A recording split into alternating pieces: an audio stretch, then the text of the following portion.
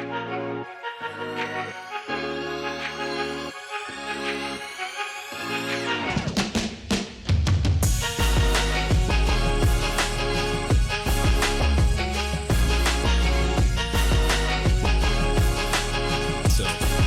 here we go.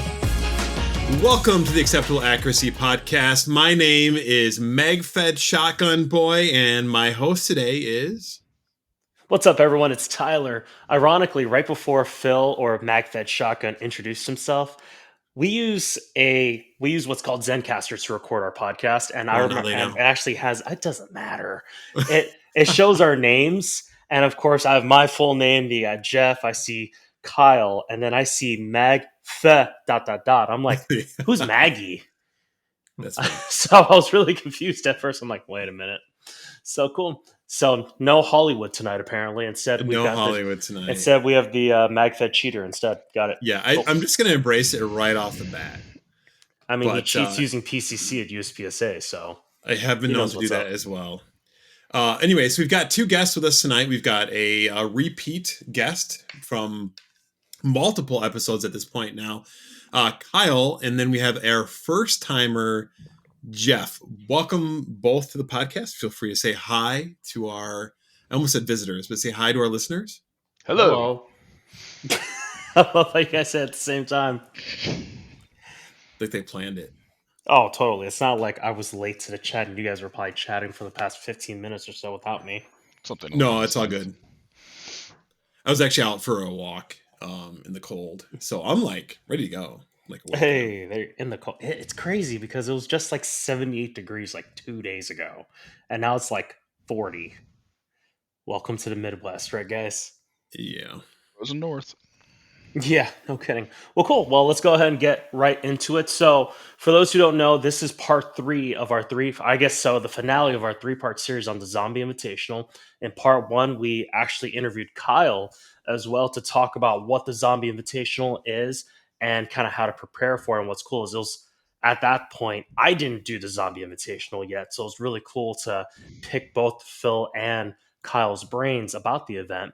Part 2, we had Brett and Daryl with us as we recounted day 1 of the event where it was pistol and AR. And now we're going into day 2 about the event where it was pistol and shotgun. So, Mr. MagFed, why are you named MagFed? Tell us about that.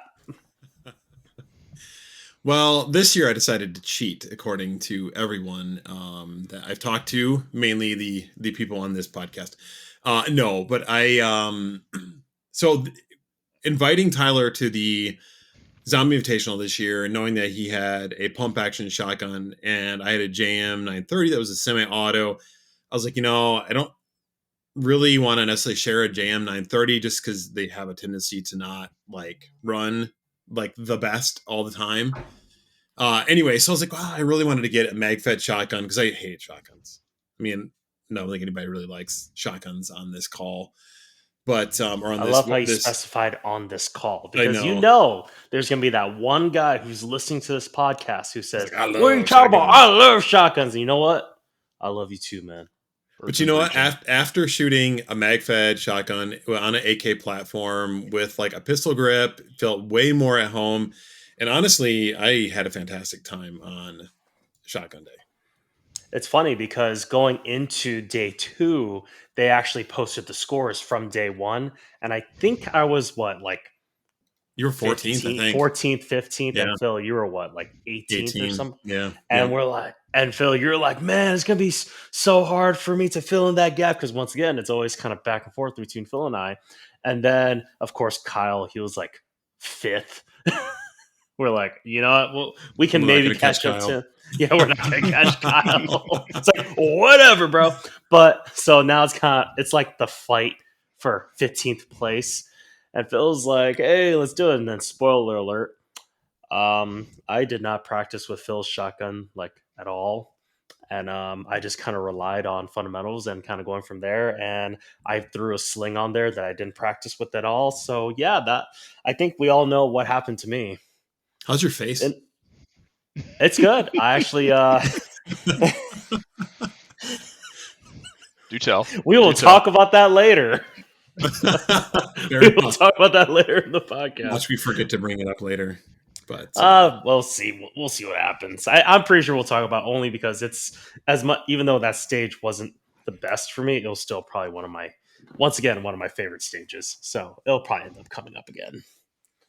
So, but either way, so I guess let's go ahead and go right into it. So going into day two now of the event, how was the energy and mindset going into it after day one? How did you feel, Kyle? So I tend to be less excited for shotgun day than rifle pistol day, as Okay. do I think the majority of the competitors. But I was I was sitting, I think, fifth or sixth place after rifle day. Mm-hmm. I had a DNF on one stage, failure to finish the spinner by just a margin. It was so tight. But I knew I could pick up some time. I'm a lot more confident with a shotgun than other people at this match that are usually up there in the rankings. So, uh, unfortunately, some of the people there are way more confident than I am. So, while was definitely beating some of the guys that were ahead, beat some of the guys that were ahead of me after day one, I was beaten by some other guys that I was Mm-hmm. ahead of on day one. So, I ended up staying at fifth, which I was happy Oh, with. really? But Okay. yeah, yeah. So I was happy with it. Fifth overall in a match with 100 people is not a bad place to be. Oh, for sure. No, what that you're. tells me is that you're a balanced shooter. Yeah, 'Cause that that you're able is. to do both just fine and maintain your position. So no, it's good. I did have some mechanical issues with the shotgun, and a new load will be used for next year, or I'll just run the whole match with buckshot. Hey, there you go. Yeah, I still remember. Invest in Well, icy hot. because we went to the meadow was the first stage, wasn't it? Was that the Yep. first stage that we did? Yeah, That was the first stage. No, we did 360. Is that right? 360 first Yeah, again. okay. Yep. Yep. Oh, that's right. Yeah, we did. No, No, no, we Uh, did meadow first, guys. Meadow I first. remember Yep. how ticked I was because I'm like, guys, really? We're gonna do a long range thing for the first. I'm like, okay, all right, hey. And of course, me, I had jams left and right on that first stage with a nice little JM. That was a Yeah, thanks for JM that, stands Phil. for Jam Master. Hey, Yeah. At for least the your dot didn't turn off. What's At up? least your dot didn't turn off. Your dot turned off? Yeah, I I didn't made even that know that. second slug shot with no optic. Dude, that's crazy. I didn't even know that. Dude, that's wild. I didn't even know that. Well, oh shotguns tend man. to beat the crap out of everything, Hmm. including the shooter. But running with an optic, I think what had happened to that optic, Kyle? So it had literally shaken the battery compartment loose. Oh, I gee. had torqued it down. Wow. I torqued it down prior to zeroing everything in. But I did not. I failed to do my pre-match checks. That I usually do. Normally, tightening things down, making sure everything's good to go, locking, sling swivels and such. And this is the first year I competed with an optic on the shotgun, and it just wasn't part of my routine yet. And yeah, it bit me in the butt. What are you running for an optic on your shotgun? If I remember correctly, it wasn't like a cheap That red was dot. a Burris Fastfire 3, which Yeah, is, those I are would say, yeah, probably the minimum what you should use for a shotgun, as far as like budget budget concerns and profile. I wanted something a little bit smaller than like a Holosun 407 C, but not something as tiny as like a pistol compact or something like that. right. That's crazy. So, yes, I guess for you, Jeff, this was your first ever Zombie Invitational, right? yes, sir. How? I guess I guess let's backtrack a little bit. How was day one for you for the event? Well, day one was definitely kind of an eye opener, right? So these stages are definitely the most challenging shooting stages that I have ever run, right? So just to give a little background, I have done competitive shooting, mostly pistol, including some two gun. I ran the Wolverine 5K this June. but prior to like maybe 12 months, 16 months of competitive shooting, and before that, it was just basically flat range, go out and plink, go have some fun. Mm-hmm. Shotguns my whole life, but never in a competitive setting until about that 16 months ago, right? So jumping into this after doing some fairly challenging USPSA matches and things like that, IDPA, the Wolverine 5K, this was a big eye opener. But as far as day one went with rifle pistol, I Mm-hmm. think I did about as well as I expected, right? I didn't Mm-hmm. really kind of have any expectations to place well. I just want to kind of take my first year into this whole hobby and world as kind of a learning experience, kind of figure out what I'm doing wrong, what I'm doing well, and then, iterate on that here this next season. Mm-hmm. So I think I just counted up on the day one roster. I think I was like 45 or 46 or something out of roughly 60 people in our um, division. So it's not like I wasn't placing well, but just about where I expected. And the, Mm-hmm. the challenge is the part time on this, right? So very challenging Yeah. stages, getting through a large number of targets in 90 seconds as a part time. You have to And move like there. tiny targets too, which is crazy. Yeah, it's hustling, man. So it's not only the accuracy that matters, but getting through the stages and kind of understanding when you need to move on. Like, don't just sit there and Yeah. try to plink a target for an entire magazine, go through an entire magazine in your pistol and try to get something. Just move on and continue on to the next one and just take the penalty. Mm-hmm. Um, and I can confirm 100% that the Meadows was our first stage because I had a very large blunder there, right? So, Yeah. Tell us um, about that, Jeff. yeah, so a lot of these stages were very specifically kind of laid out where, for example, in the Meadows, we that was designed to start at a roughly 100-yard target with a shotgun. You're shooting a slug downrange, hit the target. You're allowed two slugs in your magazine or in your tube, and then you're kind of backloading it, right? So in my case, I had loaded 5 bird shot and then 2 slugs. Well, you're not supposed to hit close up targets with a slug, right? That's an immediate DQ or a procedural penalty, right? Because it puts people at great risk shooting something that close, and it can damage the targets. Mm-hmm. Well, I got so excited. I spent a lot of time zeroing my shotgun in at 100 yards. So I just For put the sure. dot on there, hit the thing dead on, and I was like, ooh, rack the next slug in, turned to my left, and immediately just blasted a slug at a target that was probably maybe 15 feet away from me in the RO. Yeah. So they called a stoppage. They're like, stop, stop, stop. Immediate DQ on that stage. I wasn't done for the day. They're very good sports about that.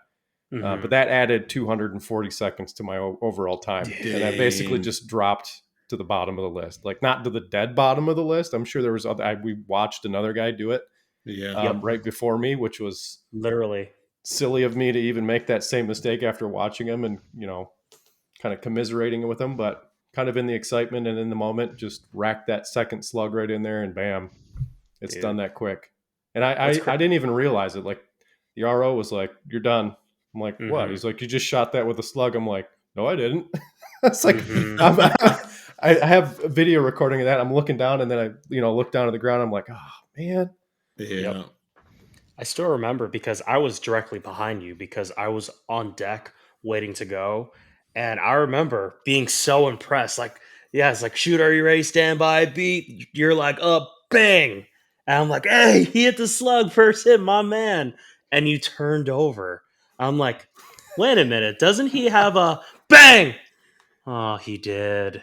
Yep. And I just Yeah. hear, stop. I'm like, oh no. Because Yeah. once again, we had another guy on our squad pretty much do D. Actually, instead, because he DQ'd himself as well because he loaded his shotgun ready to go and he actually shot the spinner target first that was at 15 Right. feet with the Instead of slug. the far And target. Yeah. exactly instead of the far target at 100. And then the guy was like, stop. And that was probably what, maybe two guys before you, I think, right, Jeff?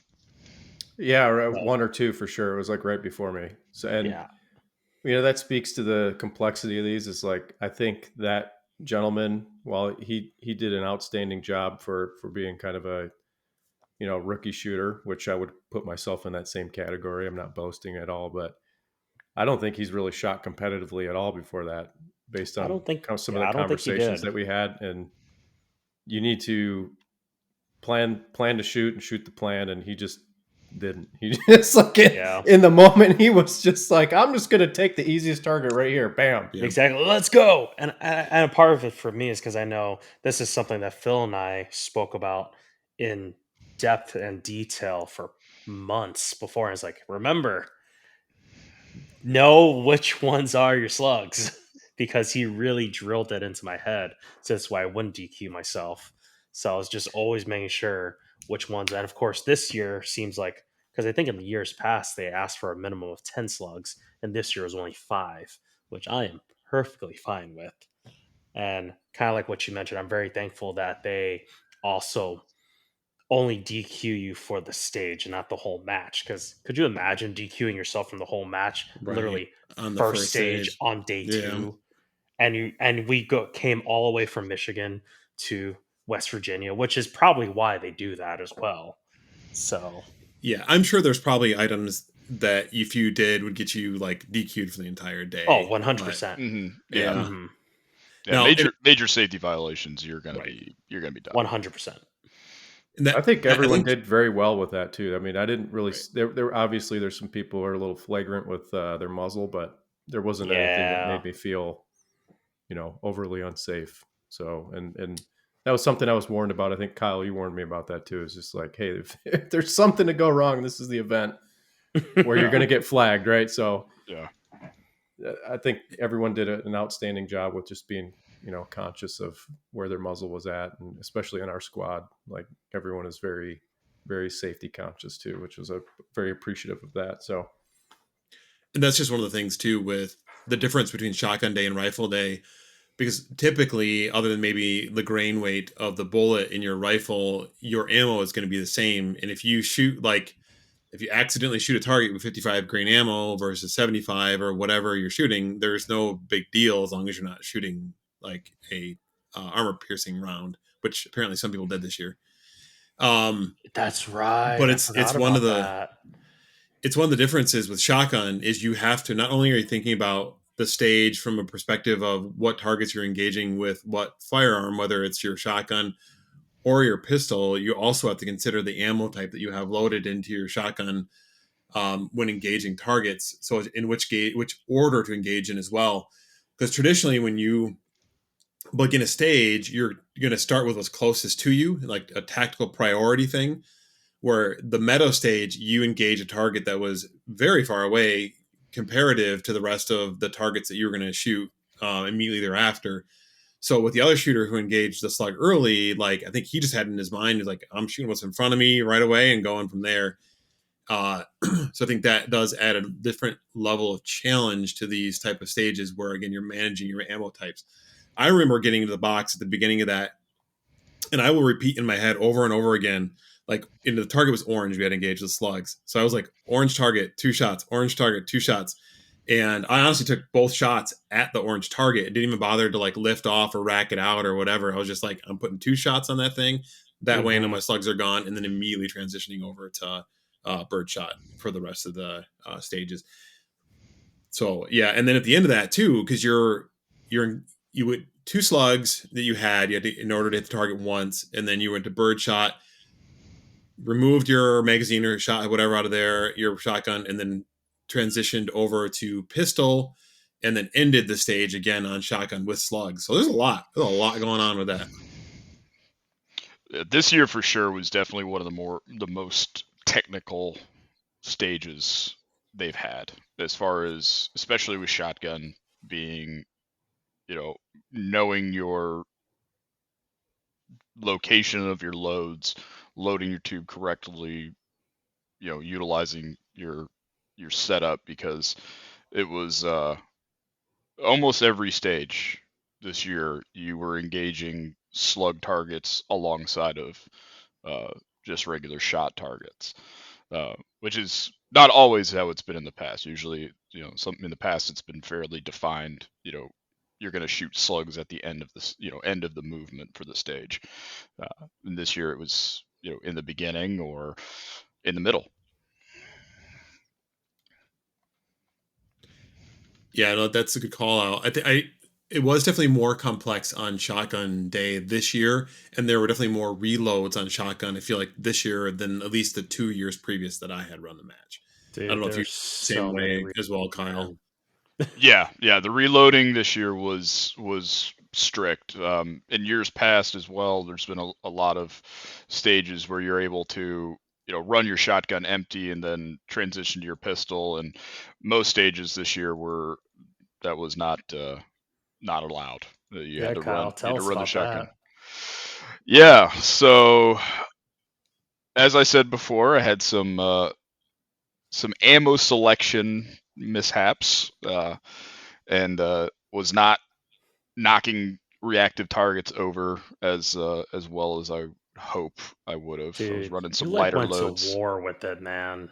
And yeah, I ended up expending all 28 rounds that I had and ending the stage with 5 targets still standing, and that hurt because that was the difference between third place and fifth place for me. Oh wow. Yeah, Dang. yeah, that was rough. That Do you sucks. the other thing that throwing this into like a challenge is your choke selection as well too for the shotgun, because there are advantages and disadvantages to the different types of chokes. What do you know what type of choke you were running I on was your shotgun? I was running a modified choke the majority of the day, which is more than adequate for most of your shotgun shooting. I've selected a as light. Basically, I run a very modified 1187 Police Magnum, and I've had issues in the past running, just your standard 7.5 birdshot. So I've spent a lot of time finding loads that will work for it, and just this past year, I found a load that runs very, very smoothly out of the gun with very light recoil. Uh, but I've never shot it on reactive steel, so I learned the hard way that this is not the round to use. I need to run something a little bit more powerful to knock those steel targets around a little bit more. And some of the, just to kind of speak on that, some of the conversations listening to you guys about choke selection and shotgun selection too. I was running a Mossberg 500A1 at no choke. I couldn't even choke it if I wanted to. And I think after that first meadow stage, I ended up basically borrowing Brent's what is it, 930, so JM 930, and did quite well the rest of the day. But I think I would have probably run into similar issues with that because I was running it with like a number 6 bird shot on an 18.5 inch barrel. So definitely was a concern there. And I ended up switching, and that gun ran quite well most of the day. I had a couple of malfunctions, as did Brett. I don't know if he spoke to that at all when he was on here, but um, definitely looking at buying something like that here for the next one, or maybe a MagFed shotgun. I don't know. Maybe Hmm. I'll cheat too next year. Yeah, bro. And then that Hey, there you way go. we'll both take the flack, or everybody else will have a mag fed that year anyway. So And watch next year will be like very minimal in shotguns. There's gonna be like no reloads at I all. know, right? It's gonna be glorious. It's gonna be like I super I pistol We can heavy. only we You can hear that, only hope. Dan? I will still take my pistol grip though. That was a huge improvement over just running a standard shotgun. So That is fair. So I yeah. guess speaking of that, what were like some big so for you, Phil, what were some big adjustments moving forward from AR stages in day one to day two? Now you're transitioning. Of course, we're still doing pistol, but now going from an AR to a shotgun. Yeah, a lot of it was just knowing that even with a mag-fed shotgun, you've got like restrictions the amount of like ammo you can have in the shotgun at any given time. There were definitely guys there that were running 20 round, like super long, like That's banana mags, crazy. right? And I just had 10 rounders because I just got the shotgun. I wanted to make sure I had stuff that I knew would run exactly like it was supposed to. But adjustments, honestly, like I think we talked about in the last podcast, rifle day was not a great day for me. I had a lot of stuff that I just couldn't hit for whatever reason. really maybe really frustrated. So I Hmm. kind of came into shotgun day with an attitude of I'm just gonna have fun because it's I got this new gun that I'm excited to run. I'm sure I'll run into issues with reloadings. I don't have dummies yet for it, so I haven't had a ton of chance to practice reloads other than when I was at the range. And reloading the shotgun with like actual shotgun like slugs in it is different than just doing it without, right? So even practicing dry fire, you can kind of get a little bit of it, but because of the way that the shells stick out the front, it's a different experience. So for Hmm. next year, I'm definitely going to work on getting some dummies just to practice those rock and lock reloads. But yeah, just for day two, I think honestly, other than that, it wasn't really much different in my mind. I get kind of excited because shotguns have it can be fast because you have a lot of like steel targets that you're shooting with birdshot, so your shots don't have to be quite as accurate as they would have to be with a rifle or a pistol. You just have to make sure that you're like generally have the red dot on the target that you're shooting in order to hit it, knock it over, whatever it may be. Hmm. So that honestly, that just other than changing the a different chest rig that was designed for the shotgun mags I had, and then a different pouch on the side, again that was designed for a shotgun, I didn't make a ton of changes. And honestly, running a red dot was way more enjoyable than running an LPVO. I don't know what it was about it. It was able to hit Hmm. pretty much everything. The gun was zeroed thanks to like Kyle spending some time with me and getting that thing dialed in. But yeah, I mean, like I said, he wasn't huge, not like the guys that were running the semi-auto like tube feds. So I guess for you, Tyler, because you've not really run shotgun in a match before, and having really just Never. shot the shotgun I've to get it zeroed, I've um, never ran a shotgun in a match before. what was your mind frame kind of going into day two? Obviously, knowing that I was going to try to catch up to you, Catch up to because me. You I've like had. demolished me. You didn't know how I was going to Spo- shake out, though. All right, Spoiler alert, I went from like 14th to like 28th. you still did really well though, considering it was your first That's match for the shotgun. fair. But still, looking back, I'm like, holy cow, I probably should have practiced more. I still remember that first stage, man. Of course, seeing two guys on our squad DQing, I'm like, man, this is going to be interesting. Of course, I see you, Phil, because I think you ran it clean, didn't you? I did. You ran it clean, and I know, of course, watching Kyle as well, have with him shooting those two spinning stars and not everything falling. I'm like, man, this gonna be interesting. So for me, I was like, well, I'm just gonna have to go right into it. Oh, of course, and of course, the morning of, I decided to finally readjust because I brought two slings. I brought a bungee sling with me, and then I brought my actual sling that I run on my AR. The problem was, in order for it to work on the shotgun, it's a Vickers tactics sling or whatever, adjustable sling, and I had to readjust the length to where it actually work on the shotgun. Of course, that's why I decided to do the morning of. I put it on, and I'm like, it's too tight. It's weird in some areas, so it just wasn't where it should have been. So there are just a bunch of like little mistakes that I made leading up to it and the day of that I honestly paid dearly for. So like it's having to remember even when I because of course I use a 2 point sling for everything, swimming out of the sling and it's still too tight. It's close up on my face. I can't get like a good I can't even get a good eye box for crying out loud because how tight the sling was unless I Mm, would loosen it. But the thing is, I'm not used to doing that with my AR. With my AR, I can easily swim out. I don't have to adjust anything. With a shotgun, I'd have to do that. But I have to keep it tight so this way it stays closer to my body because of that's just the way that the sling points are on the AR, and it's not my favorite, but that's just how I have to kind of deal with versus the way on my on the shotgun versus whereas my AR. That's how I like it. So it's like the little things like that, and of course on the meadows, I don't know. I think I had probably what 5 or 6, just some type of malfunction, whether it's a jam or it was a click no bang. And unfortunately, we're that's kind of what happened while we're zeroing, while we're practicing a little bit. And Phil spent, how long did you spend? Like 8 hours cleaning it? Yeah, between like 7 and 8 hours, cleaning all the carbon I could get out of it, and then lubing the crap out of it. Yeah. But And you said it was nasty, right? yeah, it was bad. I have seen it worse. But Okay.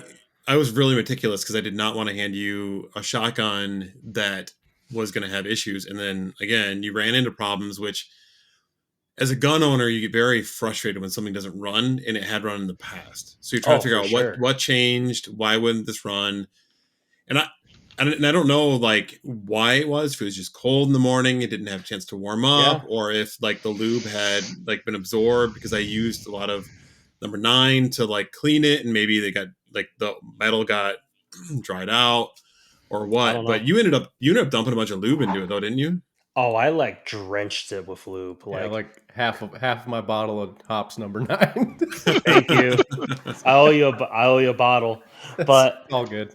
I just remember I'm like, I'm just gonna have to do this because I remember just that's right. I did borrow your hops number 9. I because we after the medals we went to the 360. We kind of waited. I think I was like towards the end of the group anyway, so I was like, hey, anyone got lube? And then you had some, Jeff, and I'm like, I just drowned it. And afterwards, it ran just fine. I had no issues from what I remember, other than self-inflicted issues or sling issues. So, but the actual gun itself ran just fine. Yeah, I will not know what that is, and we'll have to take a look at it again for next year just to make sure it's right, or just plan on lubing the crap out of it like every day. Yeah, pretty much. So, But I but guess for the same question for Kyle, who has shot you shot this match how many times now? Did we discuss? this Was it this was number my 6? this is my sixth. Yeah. Yeah. So do you make any adjustments mentally going from like rifle day to shotgun day? Yeah. So it not I wouldn't say drastically. I think the biggest thing that I changed in my mental game going from two weapon systems that I'm extremely comfortable with being rifle and pistol to one option that I'm very comfortable with being the pistol, and the other I would say competent, not confident. mm, Being the shotgun is I hate the phrase slow is smooth, smooth is fast. ooh, It's overused. It's an excuse for people to just not push themselves to the braking limit and seeing how fast they can actually go. But yeah. it Unless you does. go too fast, and then you do what I do. Yeah, well, that's why you do it in training, and you dial back to 90% for the matches. For sure. That's But fair. it That's does it valid. does hold some credence for shotguns. You especially reloading on the clock is a great way to lose shells.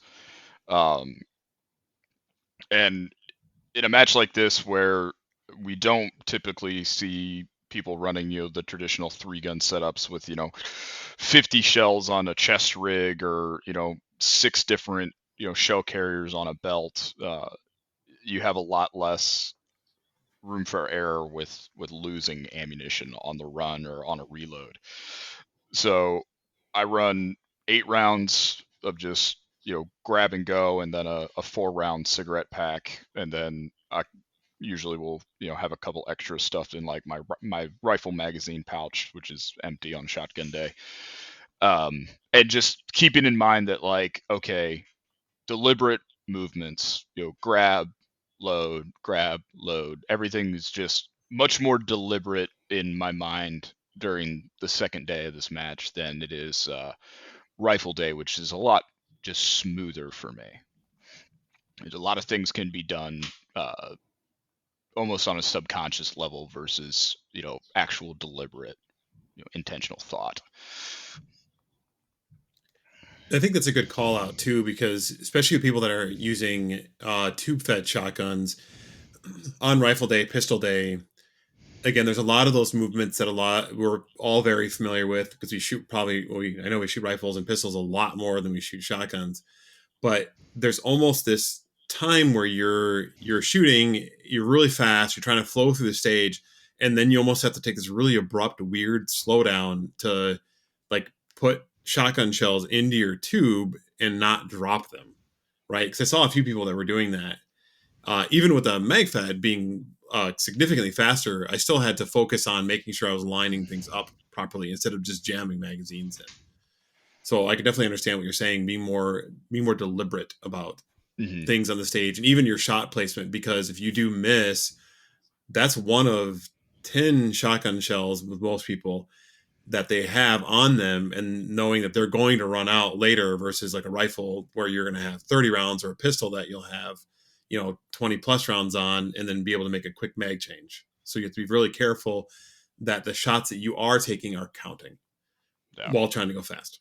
And it definitely helps being able to load in different styles. When you watch professional three gunners load a tube fed shotgun, they have everybody has their favorite ways of doing things, their personal preferences, but being able to do it more than just that one way that you've practiced in your dry fire or at the range, definitely helps you in this match.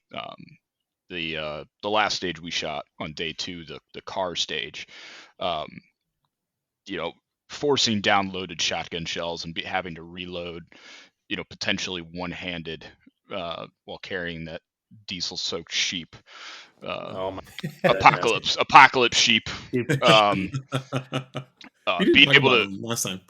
reload that on the, essentially one-handed is valuable in that situation. And a lot of stuff can be situationally dependent, but having that comfort base where it's like, okay, I can reload with my left hand, I can reload with my right hand, I can reload with the muzzle pointed up, I can reload with the muzzle pointed down.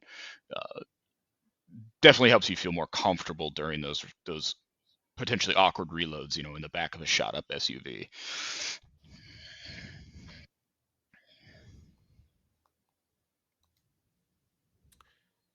So, kind of moving forward, we talked about the meadow stage already, but Jeff, what was your favorite stage from day 2?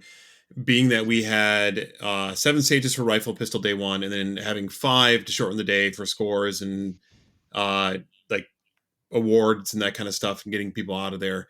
Of those 5 stages, which one was your favorite stage of the day? And then if you can kind of break it down for us a little bit and explain why you like that stage so much.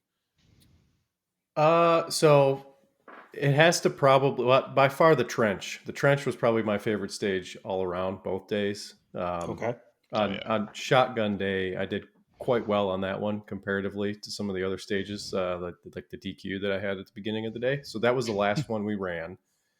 Um, just to break it down, right? So you're sitting in kind of a mock-up outhouse slash porta john type shooting box, if you will, right? And you Hmm. start with your pistol at low ready, and your shotgun is staged down in a trench, so dugout trench on the side of a ravine or a hill, and you take some shots through the porta john or outhouse, if you will, at some reactive plates. You get out, you kick a kind of a punching bag dummy, if you will, like one of the Bob dolls. Some of you guys who do like martial arts might be familiar with Bob, but you get out and then you run down the trench. You throw a sharpened spade shovel or trench shovel at a wooden target, try to get it in there like an axe throw. I botched that, although on day 1 I did quite well. On day 2, on the shotgun day, I kind of botched the throw. You move on, you transition, you pick up your shotgun, which is basically fully loaded down in the tube, and take 10 shots across um, 5 static steel targets from the trench. Rock that, got through it quite quickly. Took another shell from the match saver on the side of Brent's gun, loaded it in right into the chamber, racked it, took my final 10th shot, transitioned over to a kind of a cutout in the trench, and then you take slug shots down the hill at somewhere between, there's 3 different trench shots at long range with a slug that were ranging between like 100 yards and 125 yards, somewhere in that range. And they're positioned between gaps in trees that, at that distance, your visible range, you probably have like a 2 to 3 MOA gap, right, between the trees where you're shooting this little shot up target that was painted white at some point in the day, but at this point is steel color and you can barely see it through the trees. Well, blazed through those, actually hit one of them, right? So one of them I couldn't even see it. I couldn't get my couldn't acquire the target, so I just blasted one down range. And as you're running between them, you're just slamming another slug right into the chamber, racking it and running, and then run all the way down, probably 25, 30 yards down to the end of the trench and take a pistol shot. I was able to get through that in the par time, down to the point where I was about to draw my pistol and shoot that final target. And as I pulled the trigger, maybe just right before the trigger pull, the timer went off. So, but I mean, comparatively, right, rookie guy here, I felt I did very well on that. The shoot house both days was also a phenomenal stage. So in the shoot house, they have HESCO barriers set up, kind of permanently configured shoot house that they can rearrange with like snow fence and things like that. They had some reactive targets. You'd go through, start with a pistol. The shotgun is slung over your shoulder. Crouch down, take a couple of shots with your pistol, run down a hallway, take another shot at a reactive popper target as you're moving down the hallway with your pistol. Transition to birdshot, shoot a number of reactive targets on the move. Then you have to take a couple of slug shots downrange at about 50 or 60 yards. Another moving transition over to 5 more targets, hit those with birdshot, and then you enter the house and then proceed to shoot another 10 targets, I think it was. I didn't get all the way through that one. That's a lot of shooting in 90 seconds, but up until the point where the timer went off, I ran it completely clean. What killed me, and I think what kills a lot of people with the mag fed or with the tube fed shotguns, is just being like really proficient with your reloading, right? So I practiced with dummy loads in my house with my shotgun. Obviously, I was using kind of a loner for the day. It wasn't that much different, but under pressure, if that's not just muscle memory kind of thing to like single load or double load shells into your tube, you're going to lose so much time on that. And the video that I recorded on my head kind of proves that point. It's just like I spent overall probably 20 seconds trying to cram shells into the tube, and it just that was time I could have been on target doing things. So both of those were probably my favorite. Yeah, for sure. No, as I kind of look back, the trench would, I mean, of course, my favorite is going to be the shoot house again, but I remember doing the trench and I'm watching the video, man. Like, right, I think Phil went right before me. And of course, he does it clean. And there was a guy right before Phil that when he got down to the shovels, instead of just throwing one at a time, he just grabbed two and just threw it at the same time. I think he missed, and Phil's like, "Hey, I'm going to do that too because I'm probably going to miss anyway, and it's going to Trying save to me some save time." time. So, Yep. Philip, what happened there? I'm going to Probably let you tell my a story. probably my favorite part of the day, and probably not because of the reason why you're thinking of it. So I get out of that house, kick or punch or kick the guy, like knock him over after cleaning the targets, and then again, I'm like, I'm not gonna stick these stupid things, so I'm just gonna grab both and throw them. And so I picked them up, and I just kind of like with there's probably I know there's science behind throwing these things, this rotation, blah blah blah. But I was like, I'm just gonna get them out downrange and try to get a rough rotation that in my head that seemed like it was right based on the weight of the shovel. Right. I'm like, there's no way. So throw both of them and then stuck both at the bottom of the target. And I remember, and the reason my favorite thing was I'm watching the video after the fact, and I remember you're taking the video and you're laughing at me, and you're like, oh, he's gonna go for it. And then like I threw them and they stick, and he goes, "What? Nailed them? What?" And his reaction was fantastic. So I think I must have watched that section of your like laughing at me from throwing both of them at the same time, and then to like the reaction of hitting it. I think I watched that like 5 times in a row just I because it was. believe it. If you I know was, Tyler at all, he is a very like energetic individual, which is evident by his role and his career. But yeah. uh, no, it was fun. I was It was so dumbfounded. I was like, I awesome. was dumbfounded. I was starstruck by Hollywood over there. The one in a million. But what's crazy is for me with the trench, like, of course, I do the double, and I think I just didn't care that I hit the ground. It didn't even make it to the Oh, board because I was like, yeah. whatever. I And think I I threw kept mine like running. over the target. This Better is like than me. I literally hit the ground. The RO was like, what was that? Like, I'm trying my best, okay? So, of course, I grab my shotgun, I clear the targets, and now I'm running to get to the first um, area to shoot the slugs. And of course, with me, once I didn't sling my rifle at this time, I'm running with a sling dangling around, and it got caught on a root. And my gun's unloaded. It gets caught on the root. It falls off of my hands, and it just falls to the ground. And it's hanging on this root.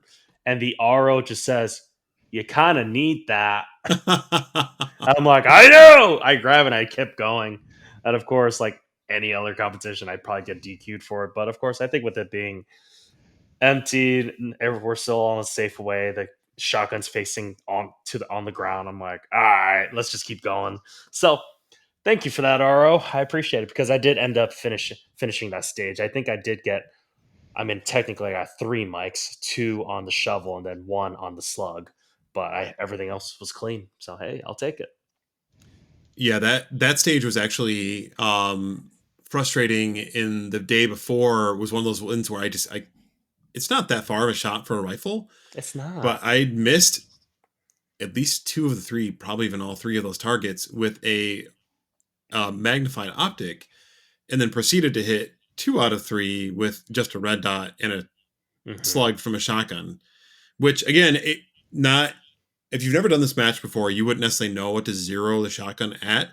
And Kyle has suggested like zeroing at 100 because they like to put shotgun targets at that match at 100, and it's fairly flat out to 100. So realistically, if you break the shot clean and your dot is on the target, you're gonna ring the steel.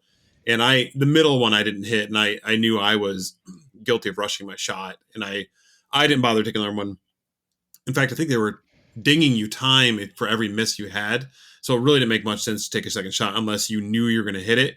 And Hmm. even if you were, I mean, you're still loading like or using a slug, especially if you're in a tube fed, right? So realistically, it just made sense to take one shot and move on. But yeah, that was one of those things where it was frustratingly satisfying to ring with the shotgun, but not be able to do anything with a rifle, which should have been significantly easier on the day previous. So I'm going to rethink the way I do rifle next year, I think, or just to get some more practice on the LPVO, which is really probably just what it is. You should. I'm just saying, put an LPVO on your PCC. Yeah, Just well, saying. that's the other thing with shotgun day. You were asking earlier about adjustments, and once I kind of started getting through the stage, especially the meadow, and realizing that running the shotgun felt very much like running a PCC with like snappier loads. So once I kind of Mm. equated the two of those, it was almost like, all right, now we're back at USPSA shooting PCC and cheater division. Hey, good tactics is cheating, right? Sure. Yeah, if you find yourself in a fair fight, your tactics suck. It's so true. I like that. But again, I will say though, on the shoot house, since Jeff had brought it up earlier, having a mag fed shotgun gives you so much more time because even if I'm slow on my reload of the mag fed shotgun, comparatively to being slow on a tube fed, I'm still getting like 10 rounds that I'm getting into my gun. Once that magazine is locked in place versus somebody who's loading a tube fed that may be slower in that same action time, getting maybe 2 shells into the tube, Yeah, what right? was the round count on that? Like 19 shells on that one? It was a lot. It was like 18 or 19. Yeah, it was insane. On the shoot house, Yeah. Yeah, 19. Because I That's a shot lot. crazy, man. 25. It's a lot. It was a lot, man. Which I mean, I So guess speaking, I'll go for it. I was just going to say, so from like a difference between mag fed and tube fed, again, I was able to get through the entire shoot house because it was a mag fed shotgun. I was definitely not fast by any means. Kyle and Tyler being typically faster than I am on stages, but again, just getting more ammo into the gun quicker. I even had some mistakes of like I couldn't remember where we were supposed to stand, so I had to ask the RO. Lost some time there, and still was able to finish with plenty of time left over. Which, again, is frustrating when you are competing in the same division with two different shotguns that Hmm. are like way different from reloading perspective. The function shooting them may be roughly the same. The Yeah. trigger is probably a little bit better on the JM, though I definitely will not complain about the trigger on the AK shotgun because I thought it was fantastic.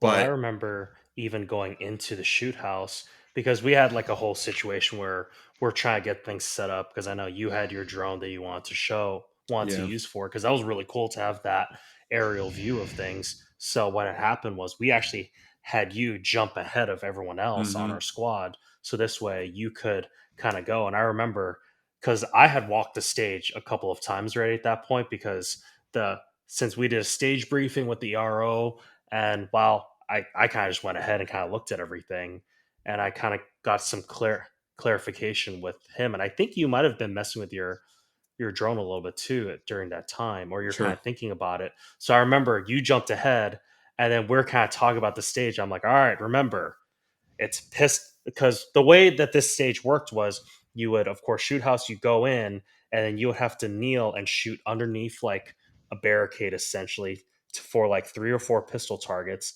walk up to a falling target, and then there was a swinger on top of a just a IPSC metal body target essentially. It was a swing, it was like a hostage shot, and then there would be there are three others behind it.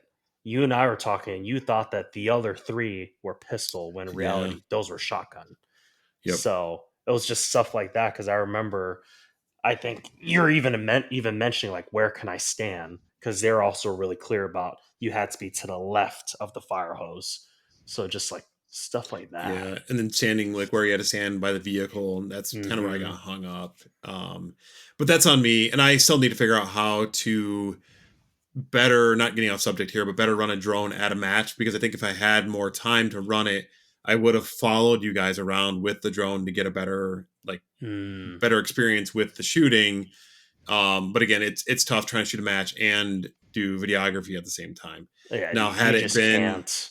yeah, It's had there been like a bigger gap between, like if I was able to get there earlier than you guys, run it and then run the drone for you guys after it, with a few shooters in the middle, then I would have had time to like get my shooting done, get settled down, get the drone up, get in yeah, position versus trying to figure that all at the same time no, it's a and trying to lot. figure out my stage. So, Essentially and you need a dedicated camera person. Like yeah, it's hard, especially when you're doing stuff like that. If you want videos to be well made, you're gonna want a dedicated person. Like that is their job.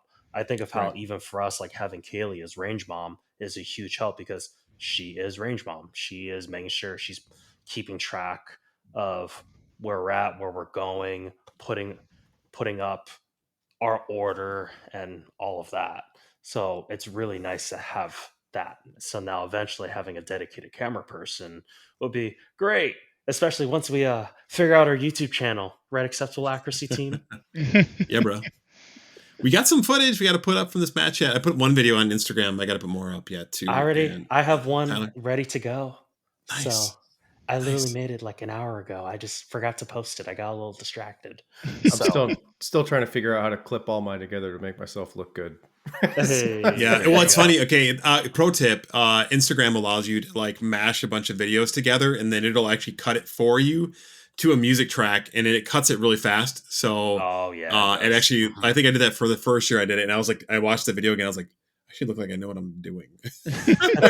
when, when truth be And told, like if I watch the videos alone, I'm like, dude, that's so slow.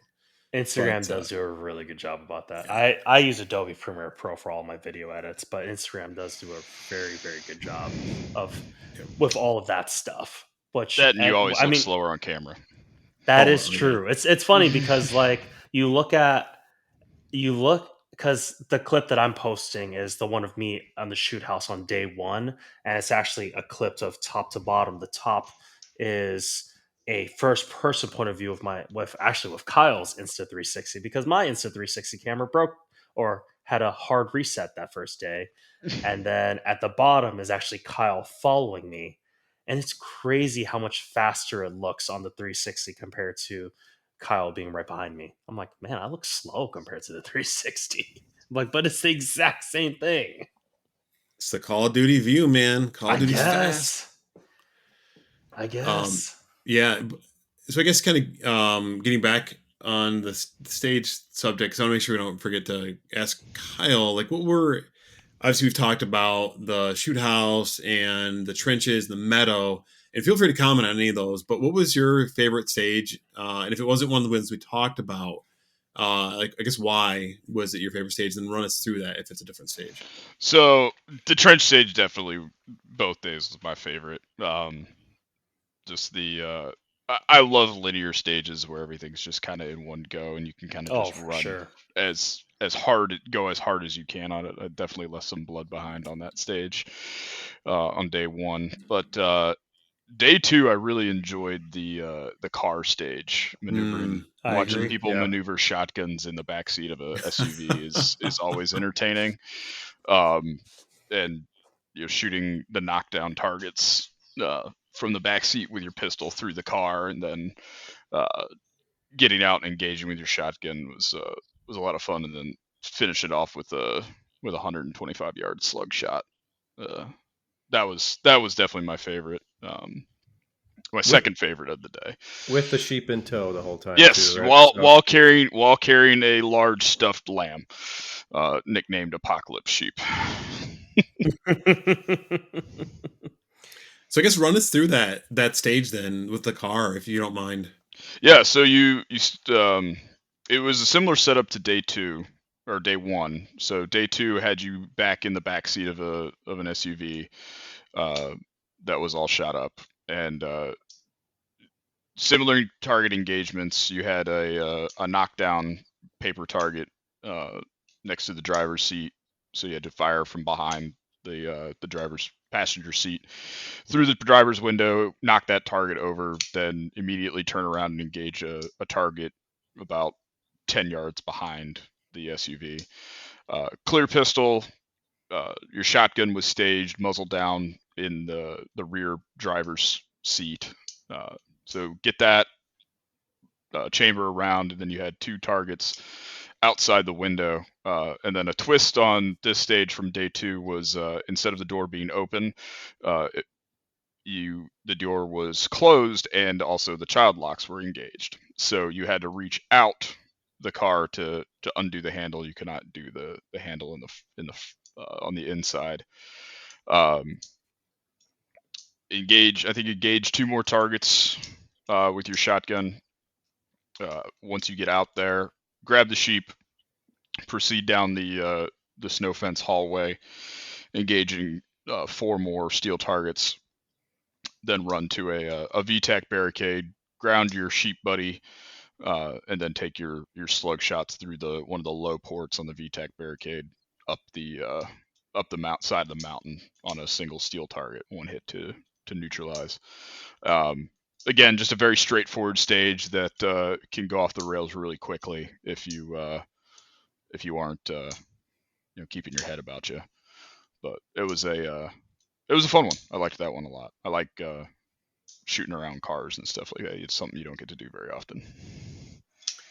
When you guys were running that stage, was the knockdown target has like a steel plate that's behind basically where the A zone should be on a paper target. A little Was smaller, but yeah. yeah, I'd was say it's a little your high too. was your guys' target like off kilter when you went to engage it? Slightly. Okay. But more rounds. Yeah, I just dumped like 4 rounds into it right away, just as quick as I could, and then knocked it down, turned around. Yeah. I'm amazed that target still even works. It's Yeah. I think it's an 8-year-old target. That's So, crazy. I think I and we've dumped used it at pretty much every match. I think I dumped like 8 to 10 rounds into that thing because I was shooting and I didn't realize it was canted because you're in the vehicle and you're canted or whatever. And then I looked at it and I was like, oh crap, the paper was like canted to the sticks, and I was like, God dang it. So like I had to adjust and like look through the holes in the target to figure out where the plate was, and then re-engage, then knocked it over. But I was like, and I don't know if they did that on purpose or not. And it sounds like maybe they did, or just because all day long that the previous day, the paper target kept getting knocked off the stands because of the force falling over. So maybe somebody just didn't reset it right, or maybe it was intentional and to make it harder. Either way, it was fine. I thought it was one thing I remember from that stage of being like, dang it, screwing up and then having to move on. Or you could have just been missing. That's possible. I will say day one I did not. That went over just fine. Issue. But and I definitely put rounds into the right area. At least I felt like I did, but could be wrong. I adjusted down and hit it and went over. Yeah. But yeah, to your comment though about shooting in and out of vehicles, it is something that you don't really get a chance to do because you have to. I mean, you could do it in your own vehicle at a range, I suppose, if they would allow you to. But I think most people are afraid of accidentally torching one off into a place it doesn't belong and putting a hole through their vehicle, right? Mm-hmm. Whereas with a range like Echo Valley that allows you to be in and out of vehicles that are already shot up, which ironically, this was the vehicle that we shot from the last year, where they said if you put a hole into the vehicle that they were going to quote unquote make you repair it, and you got a huge penalty off of it. But when we got to see it this year, it was really beat up. Yeah. Echo Valley is a predominantly government contractor range. So they contract with a lot of the federal law enforcement, some military units, do a lot of training there. And allegedly some experimental ammunition was used on that vehicle. Hey. There were some very interesting holes. If you've spent a lot of time around shot up vehicles, as I have, it was bullet holes that I did not recognize. So it was not sure what it was or who was doing it, but it was definitely not Dragon's Breath. I was joking because I just think of like the John Wick last movie where they used Dragon's Breath on people wearing body armor, and I was like, I don't think that works the way you think it does. Yeah, I mean it would hurt, but I don't necessarily think it would put somebody down unless they were maybe like soaked in kerosene. Sure. So that was a great stage. I think now we've covered pretty much 4 of the 5 stages. Tyler, do you want to kind of take us home with the final stage being the 360 bay? Yeah, so kind of like what Phil's mentioning. So we went after the Meadows, we went to the 360 stage. And right before that, that's when I drowned Phil's shotgun in oil. So I will admit I was not in the best frame of mind at the time. I know Phil kept saying, you could try using Brent's gun. But at the same time, as those who know me, I'm very stubborn. I like to finish what I start. So I was like, I'm going to finish what I started with. I'm going to do this. Because a part of it too is I'm not above borrowing other people's stuff. Obviously, this is Phil's shotgun. But a part of it too is I'm a lefty. So I do know even using someone else's gun, it's going to be an absolute pain in the butt anyway. So even using I'm going to have issues no matter what, unless someone else is a lefty. So on this stage, what's really nice is we did not need our packs for this. So going up to the 360 stage, it was kind of similar to the day before, where you're in this 360 stage where you're shooting basically 270, really not 360. And then what you do is you kind of load your pistol, make ready, and then you load your shotgun, but it's a aircraft load, so this way it's not one in the chamber, and you get once on the timer, you get started, and then you shoot once again one of those, I don't even know what it's called, but I guess a hostage target. I think it was just, did you have to shoot it in and out, or was it just in? Do you guys remember? I can tell you in just a second. Let me look. I know I'm looking at the video myself too. I'm like, one day was one way and the other day was the other way around, right? Yeah, so for this one, but essentially, yeah, you're shooting the hostage target, and then afterwards, you go from right to left with your pistol. You are shooting at these little coin-sized targets, and then you shoot with your shotgun from left to right at green targets. Unfortunately, there was a green target all the way to the left that some of us did not see or didn't notice. Love you, Brent. So he didn't see it, so he unfortunately had a FT. But then someone else, I forgot who it was, forgot about it as well.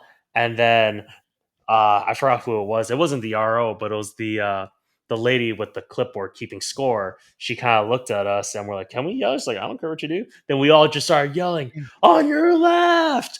So he's like, "Huh?" Goes left and shoots it, and That's right. Brent's like, "I didn't get that." We're like, "We Yeah. didn't know." Well, I didn't know. I was a little too busy lubing up the gun. So, but that was a pretty good stage. I mean, I was pretty happy overall. I know I hit all of my targets, but man, I will admit I was just like I know. So this will be a future episode one day eventually, but talking about red dots versus chevrons because at the moment I am using well, at the match I was using a Holson 507C with the ACSS, and the chevron doesn't work for my brain, but I know for Phil Hmm. it works great. So I actually just transitioned to the Holson EPS, which is just a regular dot and it's an enclosed emitter as well. So I just feel like that's just easier for my brain to work in terms of just precise shots. That's just kind of what works for me. So, but all that to say, that was a 360 stage. Ooh, what was actually really cool, what was kind of hilarious was I was kind of loading and make ready, and Brent was right behind me recording. And I had the 360 camera. I'm kind of going, I'm getting ready, I'm loaded up. My gun's in my holster, my shotgun's slung, and out of nowhere, a timer goes off. I'm like, okay, don't know why. But I literally went to grab my gun, and the RO's like, stop! No, that's not for you. I'm like, my bad. I'm Oh, like, I didn't see that happen. That's funny. yeah, Brown was Test right me. behind me, so he laughed too. He's like, "Hey, you're just doing what we're trained to do." I'm like, "Hey, maybe he did it." Because it's funny because I hesitated. I'm like, I don't remember her saying anything, but hey, I'm just gonna go for it. And then the RO and I were, and Brent, the three of us are just laughing. I don't know what happened. I think someone else had a timer that just went off It was because the they're like, part time Oh, "Oh, that interesting. makes Yeah. sense." Huh. because you followed me Yep. on that stage. Oh, okay. So There was a lot of time left over. oh, okay. The Subtle humble flex brag. in there. Yeah, there's a lot of time left over. That's crazy that there was that much time between There us. was Wow. that stage was definitely my best stage on shotgun day. Oh, for Yeah, sure. same here. I rocked that one. That was the first one I used Brent It was a shotgun very, on at very fast stage. nine. Hey, there you go. Yep, 9 shotgun targets, nine shells in the tube. Just hit the pistol targets. Mhm. Rock the 9 shotgun targets. Done. I think that Yep. was the one of the only ones that day that I came in like well under par time. That's awesome. Yeah, I like I said, I do know. I remember going into it. I was just not in the right headspace just because I had just some issues beforehand. But I was like, but it ran just fine. And afterwards, I was like, all right, well, hey, it works great now. Let's kind of move on. Let's party. So, Yeah, Did that get you back into the right mind frame then? After you oh successfully yeah, clear that stage without any jams? Because I feel like after that you did fantastic with the rest of your stages. yep, There may be some minor things here or there, just from again, like you said earlier, not being experienced on reloading it. But you yeah. seem to be much more focused. Honestly, it wasn't even that stage. Like, it probably was like what I just mentioned, where just me, Brent, and the RO were just laughing because I heard that part timer go off, and now we're just joking around. And at that point, I was like, I'm just here to have fun. It's all right. So, and of course, it just ran, and then my confidence hit again once the shotgun ran fine because I just didn't know if it was going to run or not. But at the same time, I was like, if it doesn't, it's no big deal. So, I but will say too that the RO on that stage, every RO has their own flavor, and it's all enjoyable from different perspectives. Of you've got like your traditional grumpy ROs, oh you've yeah, got your ROs that will crack jokes, and then that RO was probably the most positive RO. Maybe I forget the dude's name on the shoe house, but Nick. Nick, right? Yep. Yeah. But the other RO that was on the 360 that day, it was who was on the Woods the day previous, right? He was really Mm. positive, and I think you kind of you kind of feed off the energy a little bit, where he was just like super encouraging, and like both days gave me like a fist bump going into it. And I was like, all right, let's go. Like, I'm feeling really excited and happy now all of a sudden. And for some reason, it just kind of helps. So it's all those little things that help you get into a good mind frame for the rest of the day are really, I don't know. I don't know why it shouldn't impact me the way that it does. Maybe it doesn't for you guys, but I don't know. I don't pay Maybe you attention guys, to ROs. I guess They're just not. like They're not not getting yelled people. at. They're soulless constructs. Yeah, I will say with the 360 this year, I do appreciate that the stages were less complex from a stage reset time, because the nature of the stage itself just being that you have to get down there, get in, get reset, and the size of it in years past has caused like a major backup in that stage. Last year we had people shooting into the night on day one with the rifle in that stage because we were in and out of vehicles. So I think they kind of realized that you can't have a complex stage in the 360, which is kind of too bad because it is really fun. Because how often do you have a chance to shoot in a 360 bay, going in and out of a vehicle, going around the vehicle, shooting in different directions? And I definitely still a fun stage because it's fast and it kind of helps you. If you have a bad stage, helps you reset because there's no loading of the shotgun. The targets are really clear. The whole stage design is very straightforward, right? But again, unfortunately, some of maybe some of the fun lost a little bit on that stage from years previous. Yeah, I will say. I will say last year's hang-ups were definitely due to one particular group of people that Like were not there this year. Yeah, they like a certain type of Yes. camouflage. Yes. Anyway.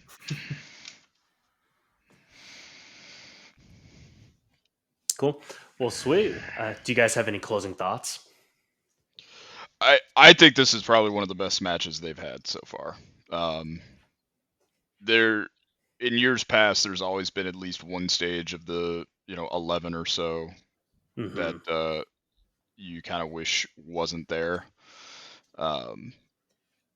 But this year, even the addition of a 7th stage on Rifle Day, there isn't a single stage that I thought like, oh, that stage was crap. Like, Yeah. that just either wasn't well designed or didn't flow well or just had some element to it that just wasn't enjoyable.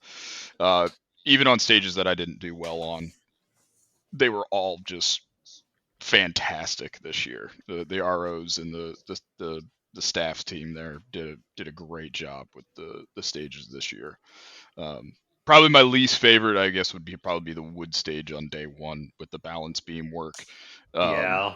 We It, did talk about that. mostly just because I don't like going that slow.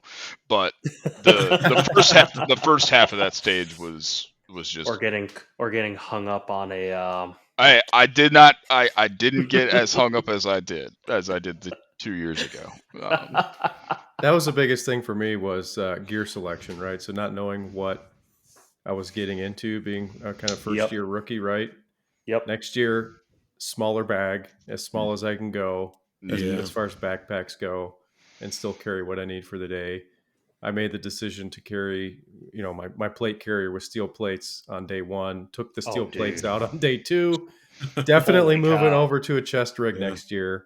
Yeah, And then obviously, shotgun selection for next year too. So for sure.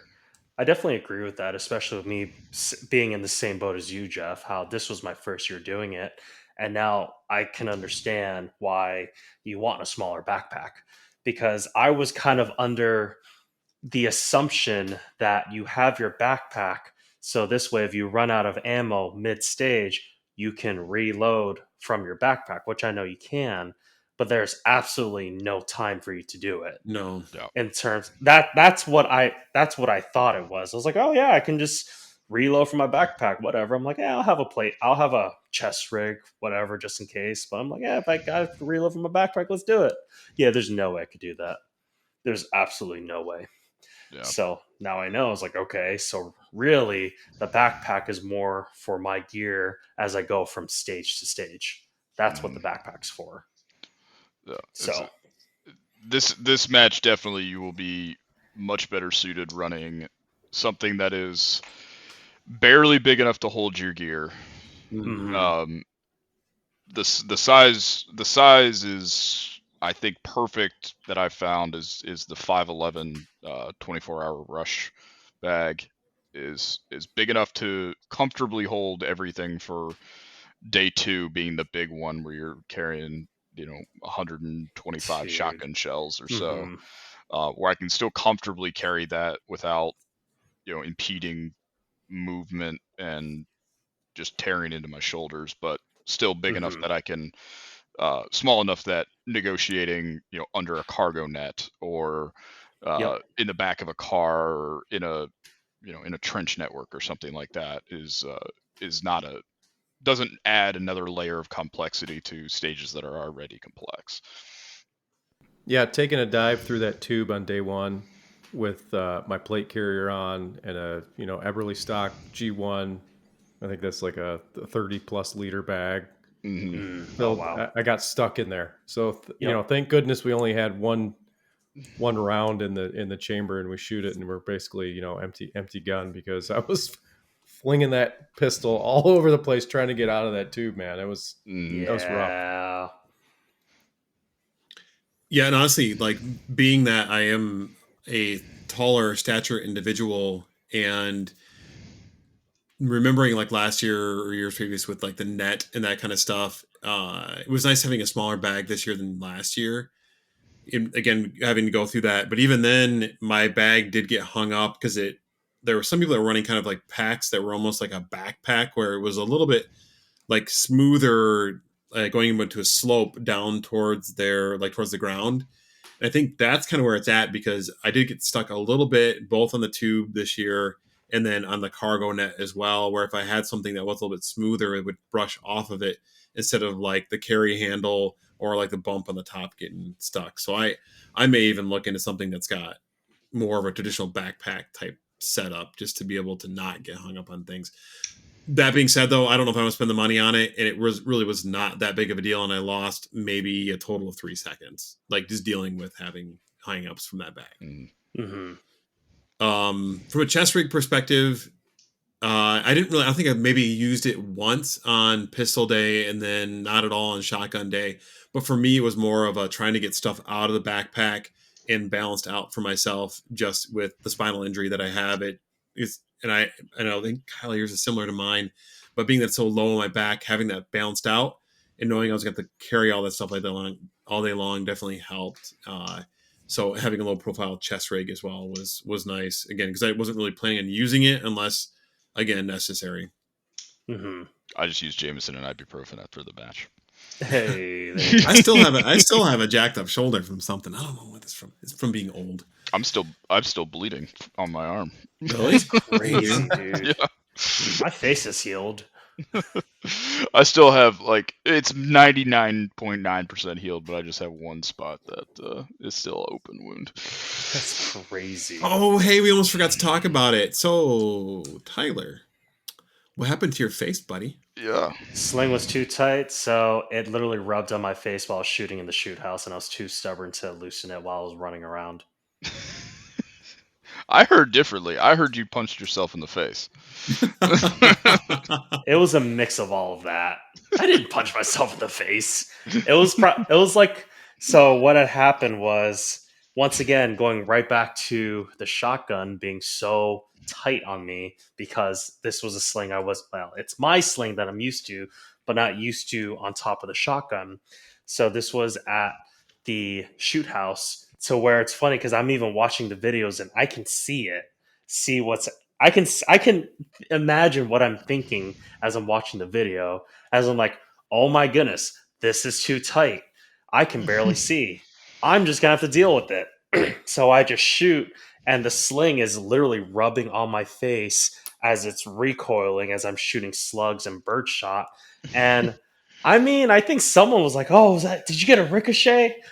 Looking back, I probably should have just claimed that instead of my Yeah. sling rubbing my face. Yeah. Yeah, but Which, you're an honest person. You would never do something like that. no, I'm pretty confident that's what it was. It might have been, but I'm pretty confident it was from the sling just rubbing on my face as I'm shooting, because it's just so dang tight. what's hilarious is because now that I remember, I also had the exact same issue again, or a similar issue, when I was doing the sheep stage.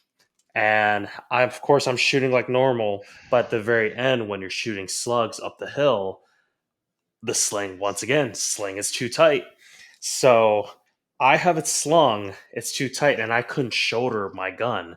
So I used my bicep as my shoulder instead, shooting slugs. My bicep hurt for hours after that. So yeah, that was fun. Note to self: loosen the stinking sling. Well, now that you've done a zombie invitational, and again, assuming that you're going again next year, you'll have an opportunity if you decide to use that shotgun again, which you are more than welcome to use it again. You have a chance to kind of set it up more towards your liking. So whether that includes buying a setup kind of like Kyle has for Hmm. hooking the sling to the rear of stock, similar to how you would with a rifle, Yeah. you'll have a chance to kind of mess with that a little bit more and not have to run into that next year. Exactly. There are a bunch of little things that I'm kind of thinking about making little adjustments, but overall, it's goes right back to just training and practicing with your gear. That's something that, of course, day one did great because this is gear that I've trained with for years. Whereas day two, I kind of just went in with it and kind of hoped it will work. Fundamentals were there, worked fine, but once again, it's just like that last 10-15% that just got me because I just didn't practice enough really it's not even just with the shotgun because I probably shot more shotgun that day than I have in my life. Yeah, I don't shoot shotgun much at all, guys. Fun fact. Yeah. Can you tell? That that's crazy, and you still did fine though. I mean, I did obviously not okay. as well as your rifle day, but like Once, it being that again, it's a lot of the fundamentals, right, that yeah. translate over to guns in general. And then obviously it's shotgun and pistol days, so anything pistol related, you did fantastic on. Oh, the pistol stuff was a piece of cake compared Yeah, to the shotgun. and you can But tell like all the people that were shooting that shoot pistol really well, you can tell that they shoot a lot of USPSA. I know. So Mhm. One hundred I feel like percent. it's like cheater mode for a lot of us.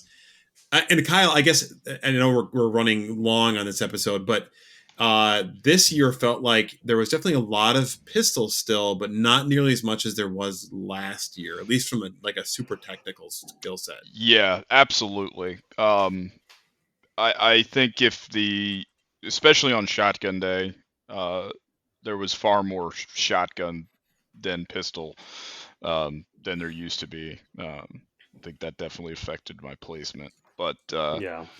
the yeah, whereas traditionally being able to rely on my of the three firearms, pistol is definitely my strongest suit in Yeah. comparison to other competitors at this match. Being able to kind of lean back on that a little bit uh, on day two with the shotgun, uh, not not being able to do that this year was hard. um, but yeah, it was very well rounded though this year.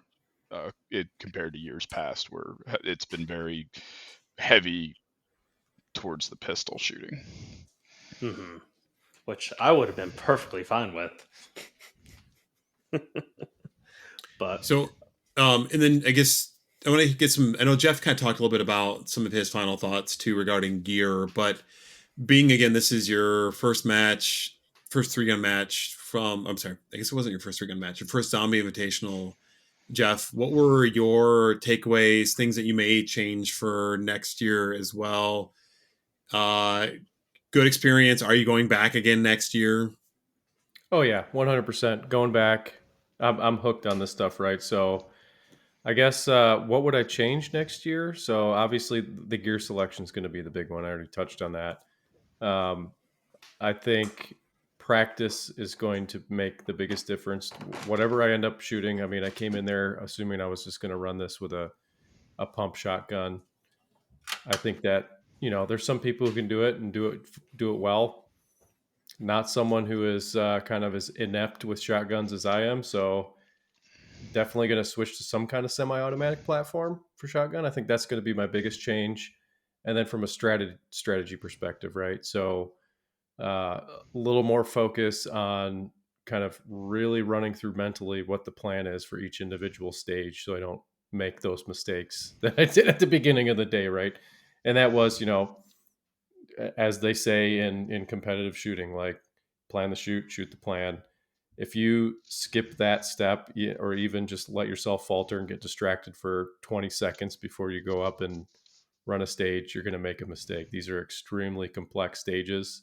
Comparatively, you're doing a lot of transitions, working on transition drills between different firearms, uh, you know, that kind of stuff. Mag changes. If I do decide to go to a tube fed shotgun, which probably not, I'm going to go into the cheater category, like Phil here. But That's what's up. yeah, and then all the gear around the whole mag fed shotgun world is like a whole different monster. So I need to, kind of focus on understanding what the right decisions are on that. But I don't know much I would change from. I don't. We're not talking about kind of rifle pistol day. I think I did very well on that. It's just kind of just picking up the time, running part time drills in my basement here, my spare time, transition drills, mag change drills, just getting faster. Which is, after my first year of doing this stuff, now I just need to kind of pick it up. No, that's awesome. That's kind of good advice for anybody who coming into the match for next year too. And I hope that this is a record for those out there who may Google and like Zombie Invitational what to do.